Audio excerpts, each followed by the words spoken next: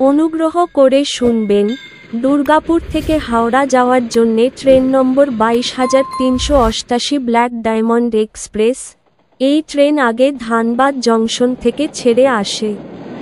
প্রতিদিন সন্ধ্যা 6:11তে দুর্গাপুর স্টেশনের 4 নম্বর প্ল্যাটফর্ম থেকে ছেড়ে যায় এবং এটি হাওড়া পৌঁছায় একই দিন রাত 9:30-এ হাওড়া জংশনের 12 নম্বর প্ল্যাটফর্মে।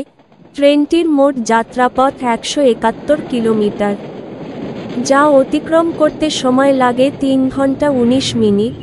এই ট্রেনের গড় গতিবেগ 52 কিলোমিটার প্রতি ঘন্টা এবং সর্বোচ্চ গতিবেগ 130 কিলোমিটার প্রতি ঘন্টা।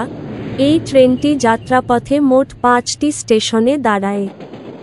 এই ট্রেনের সেকেন্ড সিটিং ভাড়া 105 টাকা, চেয়ার কার ভাড়া 365 টাকা। ভিডিওটি ভালো লাগলে লাইক করবেন এবং সঠিক তথ্যের জন্য চ্যানেলটিকে সাবস্ক্রাইব করবেন।